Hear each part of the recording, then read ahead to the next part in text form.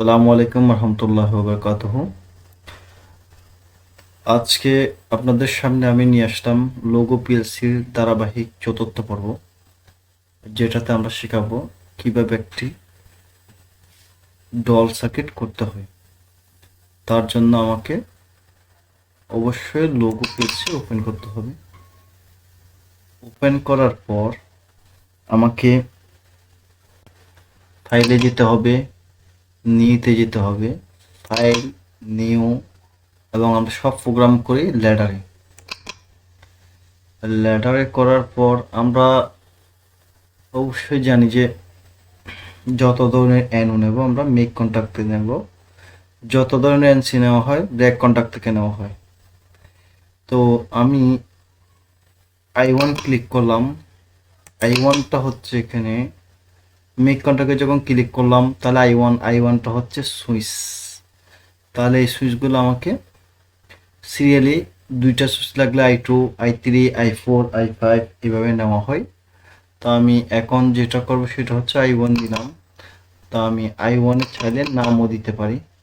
আমি এটা এখানে দেবো না, এটা আমি একটু নিচে নেবো যাতে আমার নামগুলো স্পষ্ট দেখা যায়।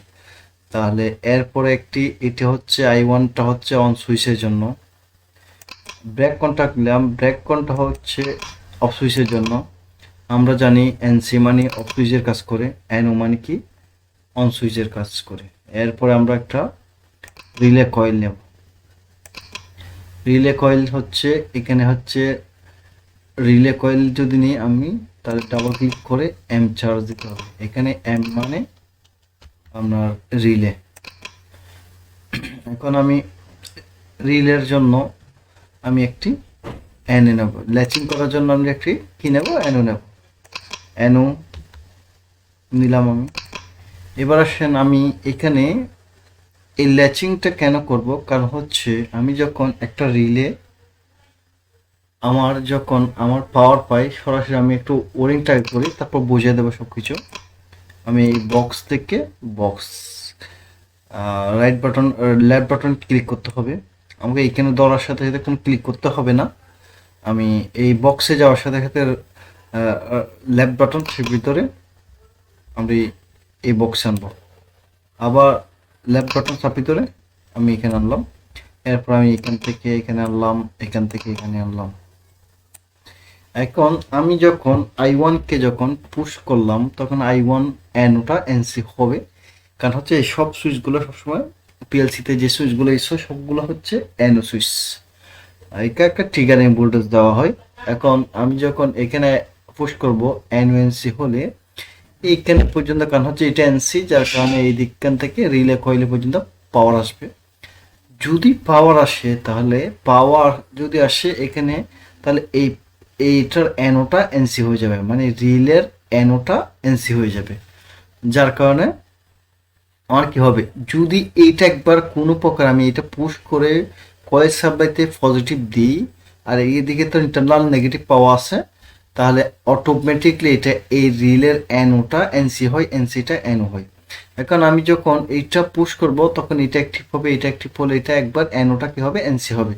এনসি হলে পাওয়ারটা এই দিক দিয়ে গিয়ে এখান দিয়ে গিয়ে পাওয়ারটা ধরে রাখবে। তখন আমার এই পুশ বাটনটা যদি আমি চেপে ধরে ছেড়েও দিই তাহলে আমার কোনো প্রকারে অফ করবে না। আর এইটা হচ্ছে সিরিজ লাইনে হওয়ার কারণে এই টুটা এখান থেকে কোনো প্রকারে যখন আমি অ্যানো করবো, অ্যানো করলে এখান থেকে কয়েল থেকে ফেসটা ছেড়ে দিবে, ছেড়ে দিলে এটা কি হয়ে যাবে, অ্যানো হয়ে যাবে।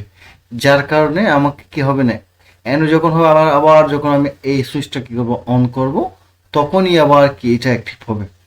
এখন আমি এই সুইচটার একটা নাম দিলাম,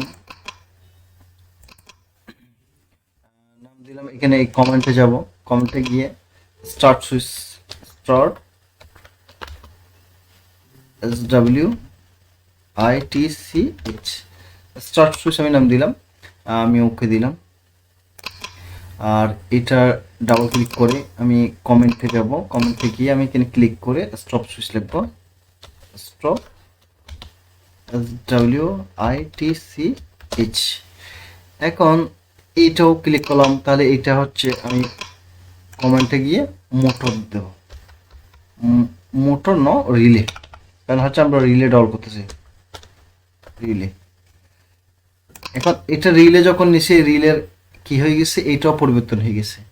এখন আমি এটা হয়েছে কিনা আমি পাওয়ার সিমুলেশন করে দেখব। সিমুলেশন করার জন্য এখানে সিমুলেশন নামে একটা অপশন আছে, তাহলে আমি এখানে ক্লিক করলাম। তাহলে একটু ক্লিয়ার করলেন, এই সুইচগুলো হচ্ছে সবগুলো নর্মাল সুইচের মতো কাজ করে। আমার পিএলসিতে যত সুইচ হবে সবগুলো কি পুশ সুইচ, এবং সবগুলোর অ্যানুইস হবে। যার কারণে আমরা এটা রাইট বাটন ধরে সিমুলেশন প্যারামিটারে গিয়ে মোমেন্টারি পুশ বাটন মেক, সবগুলো সুইচে কি মেক, এখানে ব্রেক হয় না, ঠিক আছে, জাস্ট ট্রিগারিং ভোল্টেজ দেওয়া হয় যার কারণে। তাহলে আমি সেম অবস্থা আমি আবার এটা কি করব, মেক করে দেব, ঠিক আছে। তো এখন আমি এখানে আমার বর্তমানে ফেস আছে, আমি যদি এটা এই লাল অবস্থায় না থাকতো তাহলে আমি এটা দিয়ে কি করতে হতো, স্টার্ট করতে হতো। আর এটা যখন আমি স্টপ করলাম এটা কালার চলে আসে, তার মানে কি কোনো বর্তমানে লাইন নেই। এখন আমি যখন দিলাম এই ফেসটা এখন আসছে, আসার পর এখান থেকে এতটুকু আসলো ফেস, আর এনোর কারণে যাচ্ছে না। এইখান থেকে এখানে আসলাম, তাহলে রিলের এনো যার কারণে যাচ্ছে না, রিলে অ্যাক্টিভ হলে এটা এনোয়েন্সি হবে। তখন আমি দেখুন I1-এ ক্লিক করলাম, I1-এ ক্লিক করে দেখেন পুশ বাটন আমি ছেড়ে দিলাম, দেখেন এটা জ্বলছে, এটা জ্বলা মানে কি এটা অ্যানুয়েন্সি হয়ে গেছে, যার কারণে এখান দিয়ে ল্যাচিং দিয়ে পাওয়ারটা ধরে এখানে গিয়ে মানে পাওয়ারটা ধরে আছে। এখন আমি I1-এ ক্লিক করলাম, কারণ I1 ক্লিক করলে এখান থেকে যখন ফেস ছেড়ে দিচ্ছি তখন আমি এখান থেকে অন করলাম, এখানে যখন ফেস ছেড়ে দিচ্ছি তখন এটা অটোমেটিকলি কয়েল সাপ্লাই হয়ে যাচ্ছে। কয়েল সাপ্লাই যদি ছেড়ে দেয় তাহলে সেটা কি হয়ে যাচ্ছে, অ্যামাউন্ট অটোমেটিকলি অ্যানো হয়ে যাচ্ছে, অ্যামনের কয়েলটা অ্যানোটা কি হয়ে যাচ্ছে, অ্যানোই হয়ে যাচ্ছে। আগে যেটা ল্যাচিং করার পর এটা যখন ক্লিক করছিলাম তখন এটা এনসি হয়েছিল। এখন আমি এই জিনিসটা এইখান থেকে রান করতে পারবো, এবং সাথে সাথে আমরা এখানে আউটপুটটা আমি দেখতে পারবো। এখন এটা আমি কি করলাম, রিলে ডল করলাম। রিলে ডল কেন করি, আমার অনেক কাজে আমার প্রয়োজন আছে পাওয়ার ধরে রাখার জন্য। তখন আমি যদি এখানে রিলে ডল করি তখন আমি এখান থেকে যে কোনো লোড আমি কি করতে পারবো, মনে করি আমি টাইমার দিতে পারি, এমসি দিতে পারি এর প্রোগ্রাম থেকে। তো এই হচ্ছে আজকে লঘু পিএলসির আপনার প্রথম চতুর্থ পর্ব, যেটা আমরা রিলে ডল করে আমরা এরপরে আমরা ইনশাল্লাহ এমসি ডল অবশ্যই করব। তবে সবাইকে বলে রাখি, এই প্রোগ্রামগুলো বোঝার জন্য অবশ্যই practically RLC relay logic control সার্কিটগুলো আগে ক্লিয়ার করতে হবে, তখন আপনি প্রোগ্রামিংগুলো অনায়াসে বুঝবেন, ঠিক আছে। তাহলে আমি এটা আইটু দিলাম, স্টপ করলাম। আজকের মতো এতটুকুই, ধন্যবাদ। আমি আগামী পর্বে নিয়ে আসবো এমসি ডল নিয়ে কীভাবে করতে হয় সেই জিনিসটা। আসসালামু আলাইকুম রহমতুল্লাহ বারকাতুহু।